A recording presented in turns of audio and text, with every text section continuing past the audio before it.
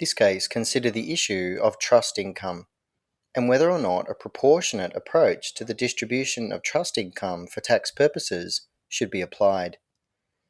In this case, a discretionary trust was established which contained a clause which empowered the trustee to determine whether any receipt was or was not to be treated as income or capital. The trustee determined that the income of the trust be allocated according to specific amounts to the beneficiaries. However, the Commissioner disallowed some of the deductions claimed on the basis that some were not deductible and readjusted the amounts distributed to the beneficiaries based on their proportions of the total income. This ultimately meant that the beneficiaries were assessed on income for tax purposes greater than they actually physically received for accounting purposes.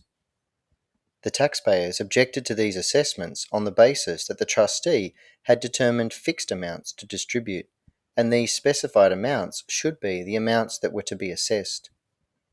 The Commissioner also assessed the trustee of the trust on the capital gains arising from the sale of property on the basis that the trustee had not made an effective determination to distribute this income. The Commissioner argued that the capital gain was not income as to ordinary concepts that could be distributed in accordance with the trust deed. The trustee also objected to this and argued that the trustee had treated the capital gain as available for distribution. The central issues for the court was whether the proportionate approach applied to the beneficiary's assessable share of the trust income, and if the capital gains was also to be distributed. The court ultimately held that